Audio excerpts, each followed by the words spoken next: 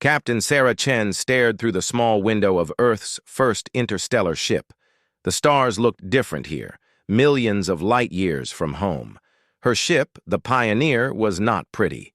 It used old chemical rockets and a basic fusion drive. Compared to the sleek alien vessels surrounding them, it looked like a flying piece of junk. "Captain, they're asking us to follow them again," said Lieutenant Torres from his communication station. He looked nervous. First contact with aliens was supposed to be exciting, but these beings seemed bored by humans. The alien ship ahead of them was beautiful. It moved without any visible engines, gliding through space like a silver fish through water. Sarah knew her ship made loud noises and shot fire from its back end. The aliens probably thought humans were savages. "Follow them," Sarah said. "Let's see what they want to show us." 3 days later, they arrived at a massive space station. Sarah had never seen anything so big. It was like a small moon made of metal and glass. Ships from dozens of different species flew around it. Some looked like giant insects, others like floating crystals. The human ship looked very out of place. Inside the station, the aliens led them to a huge chamber. Hundreds of beings sat in organized rows. At the front, 5 creatures sat behind a high desk. These were clearly the leaders. One looked like a tall bird with silver feathers. Another was made of what seemed like living rock. The third had too many arms and eyes that glowed blue. The fourth was completely covered in a shimmering energy field. The last one looked almost human but had skin like metal. The bird-like being spoke first. Its voice came through a small device that translated the words into English. "Welcome, humans of Earth. I am Council Member Zareth. We are the Galactic Council. We keep peace among the stars." Sarah stepped forward. "Thank you for meeting with us. I'm Captain Sarah Chen, representing Earth and humanity." Zareth's head tilted. "Yes, we know about your species. Our scouts have watched you for some time. You have finally achieved basic space travel. This is good." "Basic?" Sarah felt a little insulted. The Pioneer represented humanity's greatest achievement in space technology. The rock-like being spoke next. "Your technology is level 3 on our scale. This means you can travel between nearby stars, but cannot yet handle advanced energy systems. Most species reach level 3 after many centuries of development." The many-armed alien added, "Do not worry. With proper guidance, your people might reach level 4 in perhaps 200 or 300 years. We will help you learn slowly." Sarah wanted to argue, but she knew this was important. Earth needed allies among the stars. "What kind of help are you offering?" Zareth spread its wing-like arms. "We have prepared a world for your people. It has good mining resources. Your job will be to dig up valuable metals and send them to the Council. In return, we will give you basic energy weapons for protection and some simple technology to help you work." "You want us to be miners?" Sarah asked. "All new species start this way," the metal-skinned being said. "You must prove you can follow instructions before you can handle dangerous technology. Energy weapons, faster ships, and protective shields are too dangerous for level 3 species." Sarah looked at her small crew. They had come here hoping to trade knowledge and technology. Instead, they were being treated like children who needed to be watched carefully. "What if we don't want to mine?" she asked. The chamber became quiet. All the aliens stared at her. Finally, Zareth spoke. "That would be unwise. Space is dangerous. Pirates, hostile species, and natural disasters kill thousands of unprepared beings every year. Without our protection and guidance, new species rarely survive." The rock being added, "Accept our offer, work hard, follow our rules. In time, your children's children might earn better technology." After the meeting, Sarah and her crew were given a tour of the station. They saw amazing things: weapons that shot pure energy, ships that could cross the galaxy in days, and shields that could stop any attack. But when they asked questions about how these things worked, Their guides just smiled and said, "Too advanced for your level." That night, in their simple quarters, Sarah met with her crew. "What do you think?" she asked. Dr. Martinez, the ship's scientist, spoke first. "Their energy weapons are impressive, but they seem unnecessarily complex. The power requirements are enormous." "The ships are fast," said Engineer Kim, "but they all follow the same paths through space. It's like they're stuck on invisible roads." Lieutenant Torres nodded. "And their shields only work against energy weapons. I saw the demonstration. They're completely focused on one type of attack." Sarah smiled. Her crew was thinking like humans. Practical, creative, and always looking for better ways to do things. "So we take their deal, but we don't stop being ourselves." 3 weeks later, the human delegation returned to Earth with news of the agreement. Most people were excited about having alien allies and access to new technology. But in secret laboratories around the world, human scientists began studying the basic energy weapons the aliens had given them. Dr. Lisa Park held one of the alien weapons in her lab in Tokyo. It was sleek and beautiful, but it took 30 seconds to charge between shots. The power cell was the size of a briefcase and lasted only an hour. "This is their idea of advanced," she muttered to her assistant. "I could build something better with scrap metal and car parts." Meanwhile, on the mining world the Council had given them, thousands of humans began arriving. They set up camps, built machines, and started digging, but they also started thinking. Human engineers looked at the Council's mining equipment and wondered why it was so slow. Human physicists studied the energy weapons and found dozens of ways to improve them. The Council watched from their comfortable offices, pleased with themselves. Another primitive species had been put in its proper place. They would mine for centuries, slowly learning to follow orders like all the others.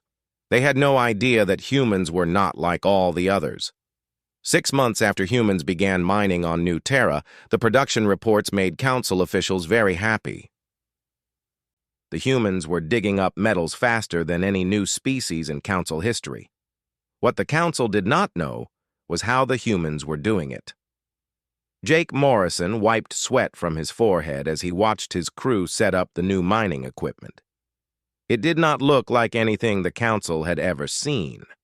Instead of the slow energy drills the aliens had provided, Jake's team had built something completely different.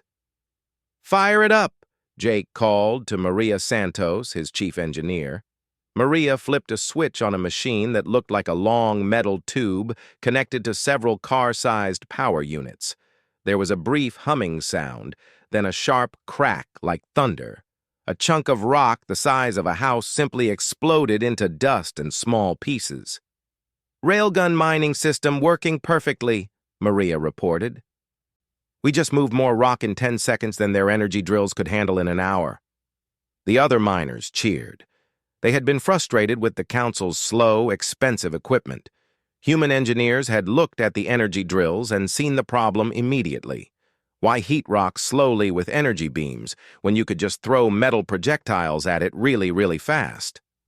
Dr. Chen, the colony's science officer, studied the results on his tablet. "The magnetic accelerator is working at 97% efficiency. We're throwing tungsten rods at 15 kilometers per second. At that speed, they hit with more force than a bomb." Jake nodded.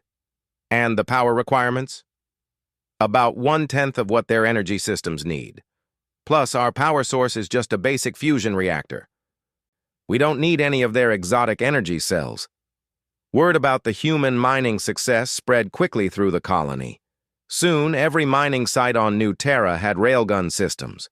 Production increased by over 500%. The humans were happy because the work was easier. The Council was happy because they were getting more metals than expected. Everyone seemed to win. But then, the pirates arrived. The Blood Claw was a typical pirate ship. Its captain, a lizard-like being named Sarkoth, had raided dozens of mining colonies over the years. New species were always the easiest targets. They had weak weapons and no experience fighting in space. "Look at this," Sarkoth hissed to his crew as they approached New Terra. "Primitive human colony. Council records show they only have basic energy weapons. This will be easy money." His ship was equipped with military-grade shields and weapons stolen from various council fleets over the years. Energy shields covered the hull like a glowing bubble. Heavy energy cannons could punch through most armor. Against a new colony with basic weapons, it would be like fighting children. The Blood Claw dropped out of faster-than-light travel just outside the New Terra system. Sarkoth was surprised to see several human ships approaching him. They looked crude, with visible engine exhausts and clunky armor plating. Nothing like the sleek Council designs. "Pirate vessel, this is Colonel Hayes of the New Terra Defense Force," came a transmission from the lead human ship. "Turn around and leave this system immediately." Sarkoth laughed. "Defense Force? You have mining ships and basic weapons. Surrender now and we might let some of you live." "Last warning," Colonel Hayes replied. "Leave now." "Attack formation," Sarkoth ordered his crew. "Let's show these humans how real space combat works." The pirate ship charged its weapons and moved toward the human vessels. Energy cannons began firing bright red beams at the closest human ship. The beams hit the crude armor and burned glowing holes in the metal plating. But the human ship did not explode or retreat. Instead, it did something Sarkoth had never seen before. Long metal rods shot out of tubes along its hull. They moved so fast they were almost invisible. The first few rods hit the pirate ship's energy shields and simply passed right through them as if the shields were not there at all. "Shields are not working," his engineer screamed. "The projectiles are not energy-based. Our shields cannot stop them." More rods slammed into the Blood Claw. Each one punched completely through the ship from one side to the other. Armor that could stop heavy energy weapons was like paper against the railgun projectiles. Within seconds, the pirate ship was full of holes. "How are they moving so fast?" Sarkoth demanded as his ship began to fall apart around him. His engineer checked the sensors. "Magnetic acceleration. They are throwing pieces of metal at incredible speed. Our computers estimate impact velocity at 12 kilometers per second. That's impossible. No one uses kinetic weapons in space combat." "The humans do," the engineer said, just before a railgun round severed the ship's main power line and everything went dark. The Blood Claw drifted helplessly as the human ships surrounded it.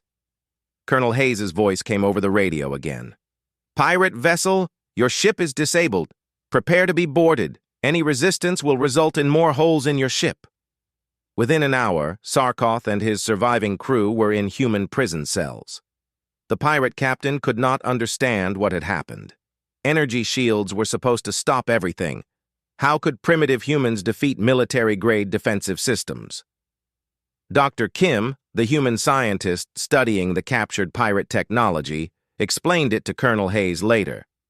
"Their shields work by absorbing and deflecting energy. Laser beams, particle weapons, plasma cannons, anything that uses energy. But our railguns just throw chunks of metal using magnetic fields. No energy beam to absorb or deflect. So their shields are useless against us?" "Completely useless. It's like they built umbrellas to stop rain, but we're throwing rocks. The umbrella does nothing." News of the pirate defeat spread through the galactic underground networks faster than official council communications. Within weeks, every criminal organization in the galaxy had heard the same story. Humans had weapons that could punch through any shield. At first, most pirates did not believe it. Energy shields had protected ships for thousands of years, but then more pirate crews tried to raid human colonies. The results were always the same. Human ships appeared, fired invisible projectiles that ignored shields, and turned pirate vessels into floating wreckage in minutes. Soon, human space became a no-fly zone for criminals. Pirates began avoiding any system with human colonies. Some criminal bosses even put out warnings. "Do not attack human targets. Their weapons are unlike anything we have seen." But the pirates were not the only ones paying attention. In the outer systems, representatives from minor species began making quiet contact with human colonies. Species that had been bullied by pirates for generations wanted to know more about these amazing weapons. The Keth were a peaceful trading species that had lost dozens of ships to pirates over the years. Their representative, Ambassador Vree, met with Governor Walsh on New Terra in secret. "We have heard stories," Vree said in his clicking, insect-like voice. "Stories that human weapons can defeat any shield." Governor Walsh nodded. "Our railguns are quite effective against energy-based defenses. The Council has given us only basic weapons to protect our traders. Pirates attack us every month. We lose ships, cargo, and lives, but you humans defeated the Blood Claw in minutes." Vree leaned forward. "Would you consider sharing this technology?" Walsh thought carefully. The Council had forbidden humans from sharing their technology with other species, but the Council had never said anything about sharing human-designed technology. "We might be able to help," Walsh said, "but it would have to be very quiet. The Council would not approve." Within a month, the first Keth trading ship equipped with human railguns was patrolling their trade routes. When pirates attacked, expecting easy prey, they found themselves facing the same impossible weapons that had defeated the Blood Claw. Word spread quietly among the oppressed species. Humans were willing to share their amazing technology with anyone who asked politely. Soon, dozens of minor species were secretly installing railgun systems on their ships. For the first time in centuries, pirates began losing more ships than they captured. Trade routes that had been dangerous for generations became safe. The criminal organizations that had terrorized the outer systems for thousands of years suddenly found themselves outgunned by their former victims. The Council noticed the sudden drop in pirate activity, but could not figure out why. Their reports showed that pirate attacks had decreased by over 80% in systems near human colonies. They assumed it was just a statistical coincidence. After all, what could primitive Level 3 humans possibly have to do with galactic crime rates? Dr. Amanda Foster stared at the equations on her computer screen. For 3 months, she had been studying how Council ships moved faster than light. The alien technology was impressive but seemed unnecessarily complicated. "They're using dimensional folding," she explained to her research team at the Luna City laboratory. "They punch a hole through higher dimensions to travel between stars. But it requires enormous amounts of energy, and you can only travel along specific paths through space." Her assistant, Dr. Yang, looked confused. "Paths? Think of it like highways," Amanda said. "Their ships can only use certain routes through hyperspace. That's why all alien ships arrive and leave from the same points in every star system. They're stuck on invisible roads." Dr. Petrov, the team's physicist, shook his head. "It's an elegant system, but very limiting. What if you want to go somewhere that is not connected to their highway network?" "Then you cannot go there at all," Amanda replied. "Or you have to travel very slowly using normal engines." She turned to face her team. "But what if there was a different way?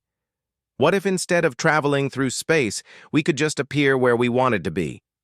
Yang laughed. "That sounds like magic." "Not magic, quantum physics." Amanda pulled up a new set of equations. Every particle in the universe is connected to every other particle through quantum entanglement. If we could map those connections and manipulate them on a large scale, we could teleport, Petrov finished, his eyes getting wide. But the energy requirements would be impossible. Amanda smiled. "That's what I thought too. But then I realized something. We do not need to create the entanglement. It already exists. We just need to activate it." 6 months later, the first human teleportation test was conducted in an empty asteroid field far from Earth. The test ship, Quantum Leap, was only 50 meters long and carried a crew of 3 volunteers. Captain Miller sat in the pilot's seat, trying not to think about the risks. No one had ever tried teleporting anything larger than a coffee cup before. The mathematics said it would work, but mathematics and reality did not always agree. "All systems ready," reported Engineer Kim from her station. "Quantum field generators are at full power. Target coordinates are locked in." "Where exactly are we going?" asked Dr. Ross, the mission scientist. "2 light years away," Kim replied. "There's an empty system with nothing but a small red star. If something goes wrong, we will not hurt anyone." Captain Miller took a deep breath. "Begin teleportation sequence." The ship began to hum with energy. Outside the windows, space itself seemed to bend and twist. Reality became blurry, like looking through water. Then, suddenly, everything snapped back to normal, but the stars were different. "Position check," Miller ordered. Dr. Ross consulted his instruments. "We're exactly where we plan to be, 2 light years from our starting point. Transit time, 3.7 seconds. The crew sat in stunned silence. They had just traveled further and faster than any human in history. Council ships would have needed 6 hours to make the same journey using their hyperspace highways. "Send the message," Miller said. Back on Earth, the quantum research team received a simple transmission. "Package delivered. We're coming home." 3 seconds later, the quantum leap appeared exactly where it had started. The first human teleportation test was a complete success. Within a year, every human colony had quantum teleportation technology. Unlike Council FTL drives, teleporters could send ships anywhere in the galaxy instantly. They did not need to follow preset paths or wait for hyperspace windows to open. If humans could see a destination on their star maps, they could go there immediately. The Council first noticed something strange when their patrol ships started finding human colonies in impossible places. There was a human settlement in the Void Nebula, a region with no hyperspace connections. Another colony had been established inside a dangerous asteroid field that no Council ship could reach safely. Council member Zareth called an emergency meeting. "How are the humans reaching these locations?" he demanded. "Our scouts report they still use the same primitive ships, but they keep appearing in places that should be unreachable." The rock-like council member, Granite, consulted his reports. "Perhaps they have developed better normal space engines. Some species focus on slow, steady travel instead of hyperspace technology." "Slow travel would take decades to reach some of these locations," Zareth replied. "Yet humans established these colonies in less than a year." That mystery became more serious when Council enforcement ships were sent to investigate a human mining operation in restricted space. The system was clearly marked as off-limits to Level 3 species, but long-range sensors showed active human mining equipment. Commander Vex led a squadron of 6 Council warships to remove the illegal human presence. His ships were fast and well-armed. The humans would have no choice but to abandon their equipment and leave. But when the Council ships arrived, they found empty space. The mining equipment was gone. There were no human ships in the system. Even the temporary buildings had vanished. "Run full sensor sweeps," Vex ordered. "They must be hiding somewhere." His ships spent 12 hours searching every planet, moon, and asteroid in the system. They found no trace of human presence except for some unusual energy readings that their sensors could not identify. "Commander," his sensor officer reported, "I'm detecting massive quantum fluctuations throughout the system. The patterns are unlike anything in our databases." Before Vex could respond, his communication officer interrupted. "Sir, we're receiving a transmission from human space. It's a news broadcast." The message was from a human news reporter standing in what looked like a mining facility. "This is Sarah Martinez reporting from the new Kepler colony, where mining operations have exceeded all expectations. The entire facility was relocated here yesterday from the Proxima system in just under 4 hours." Vex stared at the transmission. "Relocated? They moved an entire colony?" His science officer checked the coordinates. "Sir, the Kepler system is over 200 light-years from Proxima. Even our fastest ships would need 3 days to travel that distance. And they said 4 hours? The reporter said the facility was moved yesterday, sir.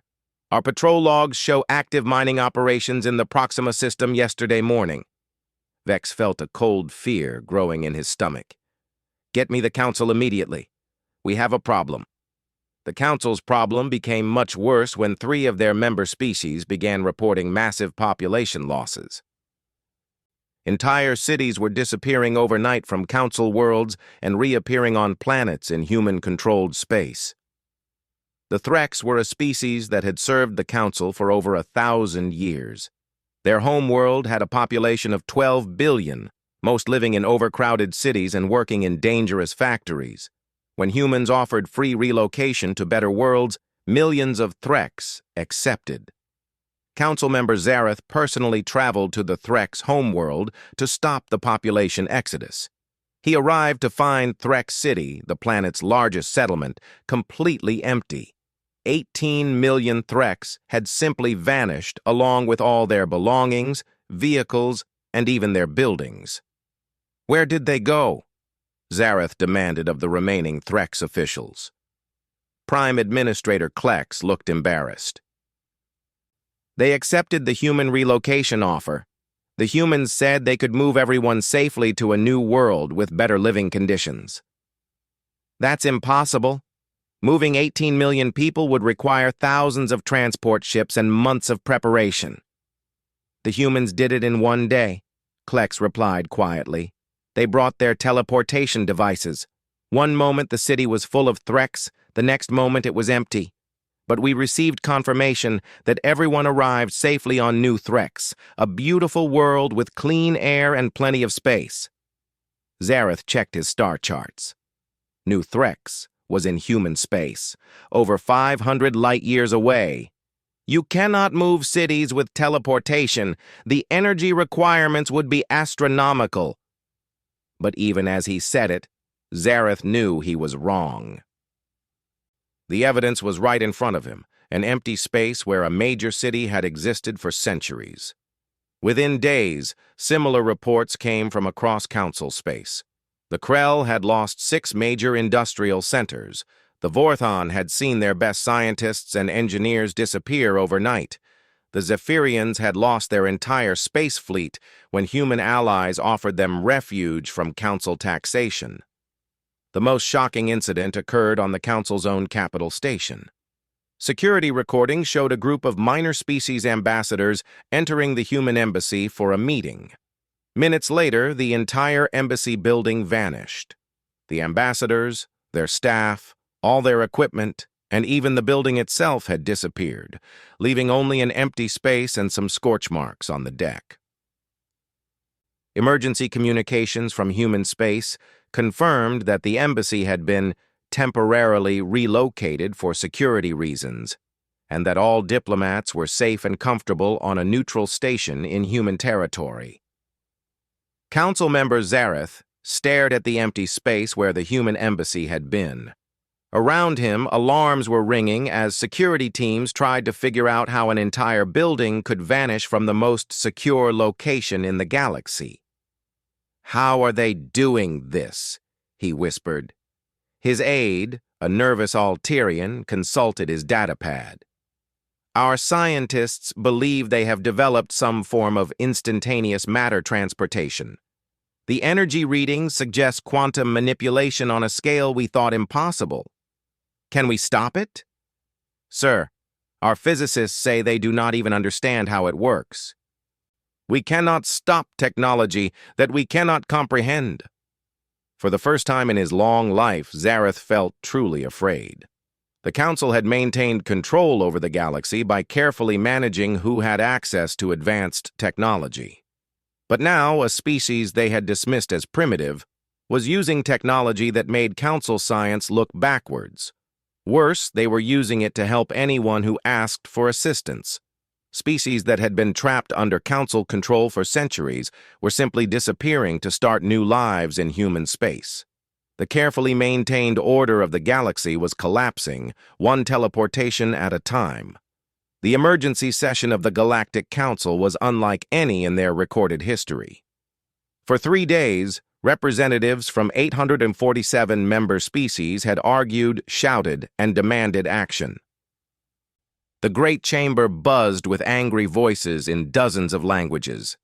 Council member Zareth stood at the central podium, his silver feathers ruffled with stress. "Order! We must have order!" But his voice was lost in the chaos.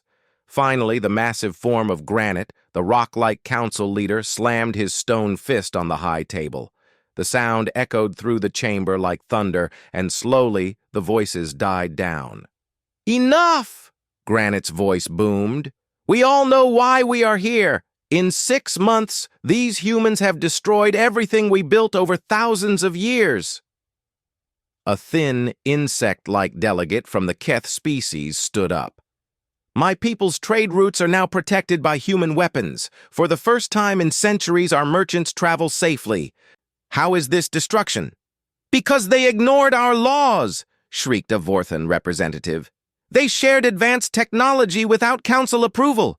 They moved entire populations without permits. They operate outside all established protocols." The Threx delegate clicked his mandibles angrily. "The humans offered my people better lives on better worlds. The council offered us only more work and higher taxes."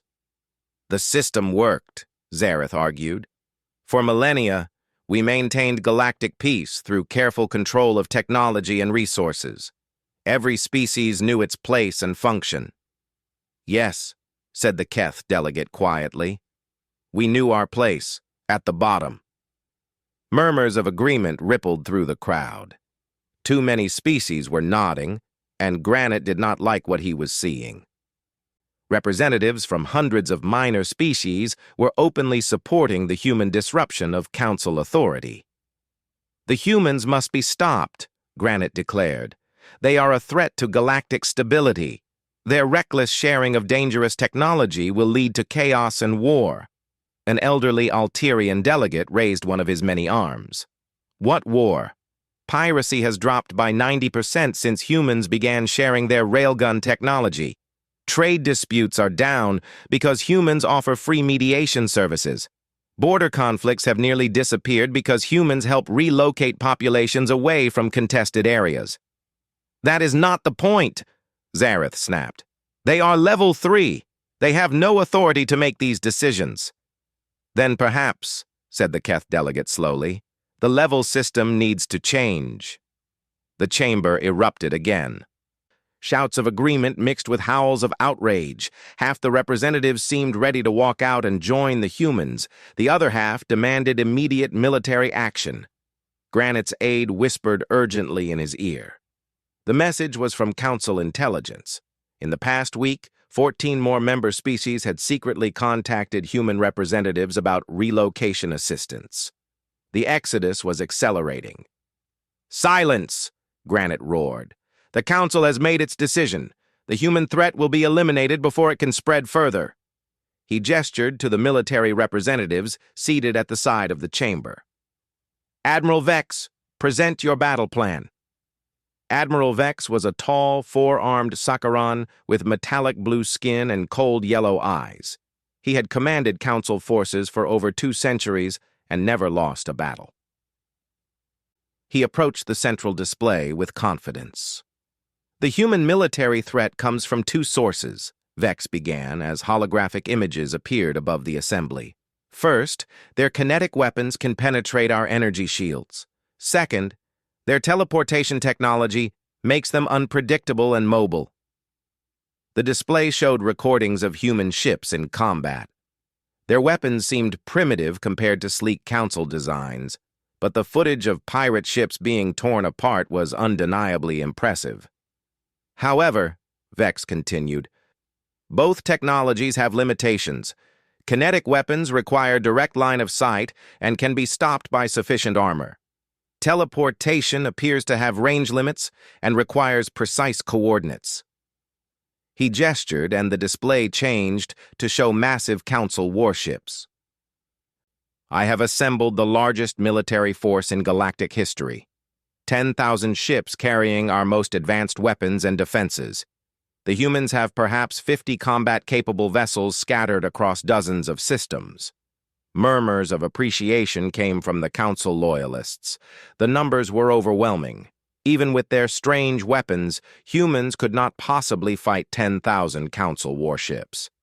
"Our strategy is simple," Vex explained. "We will strike simultaneously at all known human colonies. They cannot teleport fast enough to defend everywhere at once. We will crush their main fleet, capture their key leaders, and seize their technology for proper Council control." The Keth delegate stood again. "And the billions of non-humans now living in human space? My own people included?" Vex's expression did not change. "Acceptable losses. They chose to rebel against lawful authority." That statement caused another uproar, but Granite pounded his fist for silence. "The vote is called. All in favor of military action against the human insurgency?" The voting took an hour. When it was finished, the result was closer than Granite had expected. 456 votes for military action, 391 against. Many species that had always supported the Council were now having doubts. But a victory was a victory. Admiral Vex left immediately to begin preparations for the largest military operation in galactic history. 3 weeks later, the Great Fleet assembled at the edge of Council space. 10,000 warships from 300 different species, carrying the most advanced weapons the galaxy had ever produced. Energy cannons capable of destroying moons, shields that could stop entire fleets, and armor that had never been penetrated. Admiral Vex stood on the bridge of his flagship, the Eternal Order, and felt satisfied. Whatever tricks the humans had developed, raw firepower would overwhelm them. The fleet had enough weapons to sterilize entire star systems if necessary. "All ships report ready, Admiral," his communications officer announced. "Begin the assault," Vex ordered. "Target all human colonies simultaneously. Show no mercy." The massive fleet split into dozens of attack groups and jumped to hyperspace. In hours, they would emerge at human colonies across the galaxy and crush this rebellion once and for all. But as the first attack group dropped out of hyperspace at New Terra, Admiral Vex began to understand that humans were even more dangerous than he had imagined. Space around New Terra was filled with metal objects, thousands upon thousands of them, drifting in complex patterns around the planet. They looked like simple metal rods, each about a meter long and perfectly cylindrical. "What are those?" Vex demanded. His sensor officer scanned the objects. "Unknown composition, Admiral. They appear to be inert metal cylinders. No power signatures or active systems detected." "Some kind of decoration?" suggested his tactical officer. Vex frowned. "Run a collision analysis. Will they interfere with our approach?" "No, sir. They're small and scattered. Our shields should deflect them easily." The Council fleet moved forward toward New Terra. The first ships passed through the field of metal rods without incident. Their energy shields pushed the small objects aside like dust. Then the rods began moving. "Admiral," the sensor officer shouted, "the metal objects are accelerating. They're moving toward our ships at incredible speed." "Impossible. They have no engines." "Sir, I'm detecting massive electromagnetic fields throughout the system. The entire area is acting like a giant magnetic accelerator." Vex stared in horror as he understood. The metal rods were not decorations. They were ammunition. The humans had turned the entire New Terra system into a weapon. Thousands of metal projectiles slammed into the Council fleet at relativistic speeds. Energy shields that could stop the most powerful weapons ever built were useless against simple chunks of metal moving at significant fractions of the speed of light. Ships that had never been damaged in centuries of combat were torn apart in seconds. The glorious victory, Admiral Kern's massive dreadnought, took 17 hits in 5 seconds and simply disintegrated. The stellar dominance managed to fire one shot at the planet before a railgun slug punched completely through its reactor core and turned the ship into an expanding cloud of plasma. "Evasive maneuvers!"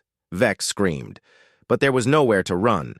The metal projectiles were coming from every direction, and they moved too fast for his ships to dodge. "Admiral, we're receiving a transmission from the planet," his communications officer reported, his voice shaking. "On screen," Vex ordered. The image showed a human woman in military uniform standing in what appeared to be a command center.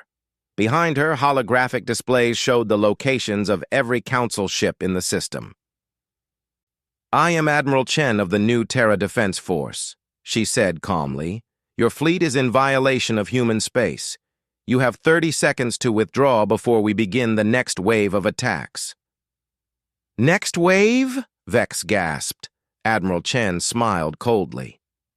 "Admiral, you just walked into a minefield that we've been preparing for months. Those projectiles were just the opening shot. Every asteroid in this system has been turned into a railgun platform. Every piece of space debris has been weaponized. Your shields cannot stop kinetic energy, and we have more kinetic energy than you can imagine." Vex looked at his tactical display. His magnificent fleet of 10,000 ships had been reduced to less than 3,000 in the first minute of combat. Ships were still exploding as delayed projectiles found their targets. "This is impossible," he whispered. "No, Admiral," Chen replied. "This is human warfare. We don't fight fair. We fight smart." She leaned forward. "You have 15 seconds left to withdraw. I suggest you use them wisely." Admiral Vex, for the first time in his career, gave the order to retreat. 3 days after the devastating defeat at New Terra, Admiral Vex sat in his damaged command ship, staring at reports that made no sense. His great fleet had attacked 17 human colonies simultaneously. The result was the same everywhere: complete disaster. At Kepler Station, the humans had somehow teleported the entire orbital defense platform into the middle of the Council attack formation. The station's point defense railguns had torn through the surprised fleet before they could react. At New Olympia, the Council ships had found empty space where the colony was supposed to be. When they spread out to search, the entire colony had teleported back into existence inside their formation and opened fire at point-blank range. The worst defeat was at Proxima Base, where the humans had teleported asteroids directly into the paths of incoming Council ships. Massive rocks moving at orbital speeds had smashed through energy shields as if they were made of paper. In 72 hours, the greatest military force in galactic history had been reduced to scattered survivors limping home with tales of impossible human tactics. "Admiral," his communications officer said quietly, "we're receiving a transmission from the Council. They want to know our status." Vex closed his eyes. How could he explain that humans had turned entire star systems into weapons? How could he tell the Council that their most advanced fleet had been defeated by flying rocks and metal rods? "Tell them we need to talk," he said finally. On the Council station, emergency meetings had been running continuously since the first defeat reports arrived. Council member Zareth paced nervously, while Granite sat like a mountain of stone, saying nothing. "How many ships did we lose?" Zareth asked for the 10th time. The military aide consulted his tablet with shaking hands. "Current estimates suggest 7,847 ships destroyed or disabled, approximately 2.3 million casualties. The survivors are scattered across dozens of systems." "Impossible," Zareth whispered. "We had overwhelming numerical superiority." "The humans did not fight like any enemy we have ever faced," the aide replied. "They used the environment itself as a weapon. Space debris, asteroids, gravity wells, electromagnetic fields, everything became part of their defensive systems." Granite finally spoke, his voice like grinding stone. "Where is Admiral Vex?" "En route with the surviving flagship and escort vessels. He requests immediate audience with the Council." "And the human response to our attack?" The aide looked nervous. "That's the strange part, sir. They haven't made any demands. No ultimatums, no threats of retaliation. They've simply continued their normal activities as if nothing happened? 2 hours later, Admiral Vex stood before the emergency council session. His uniform was torn, his pride was shattered, and his report was unbelievable. The humans have weaponized space itself, he explained to the stunned assembly. Every system they control has been turned into a defensive fortress using technology we don't understand. Their railgun systems can accelerate projectiles to relativistic speeds. Their teleportation technology allows them to appear anywhere instantly. Most importantly, they think about warfare in ways we never considered. Council member Zareth leaned forward. What do you mean? We think about ship-to-ship combat, energy weapons against energy shields, honorable battles between equals. Vex's voice was bitter. Humans think about winning. They don't care about honor or tradition, they care about results. Can we defeat them with conventional tactics? Granite asked. Vex shook his head slowly. No. Their advantages are too great. Energy weapons cannot touch them because they use kinetic attacks. Conventional fleet movements are useless because they can teleport anywhere. Traditional siege warfare fails because they can relocate entire populations instantly. The chamber was silent. For the first time in galactic history, the Council faced an enemy they could not defeat through superior firepower. Then what do you recommend? Zareth asked quietly. Before Vex could answer, a council aide rushed into the chamber with an urgent message. Sir, we're receiving a transmission from human space. It's marked as an official diplomatic communication. The main screen activated, showing a middle-aged human woman in simple civilian clothes. She sat behind a plain wooden desk with a small flag bearing the symbol of Earth. Greetings, members of the Galactic Council, she said in a calm, friendly voice. I am President Martinez of the United Earth Government and currently serving as Speaker for the Free Worlds Alliance. Free Worlds Alliance? Zareth whispered. That was a new name. President Martinez continued. We regret the recent unpleasantness between our peoples. Human policy has always been defensive in nature. We have no desire for conquest or domination. However, we cannot allow attacks on our colonies or our allies to continue. The camera pulled back to show dozens of beings standing behind the president. Zareth recognized representatives from hundreds of species, including many current council members. Therefore, President Martinez said, we are announcing the formal establishment of the Free Worlds Alliance. Any species that wishes to join us in building a better galaxy is welcome. We offer advanced technology, protection from aggression, and most importantly, the freedom to grow and develop without artificial restrictions. Granite's stone fist cracked the table in front of him. They're stealing our members. We're not stealing anyone, President Martinez replied, as if she could hear him. We're offering choice. For too long, the galaxy has been controlled by fear and artificial scarcity. Advanced technology has been hoarded by a few while billions suffer with outdated equipment and limited opportunities. The image changed to show vast factories and research stations. Beings from dozens of species worked together on projects that would have been impossible under council restrictions.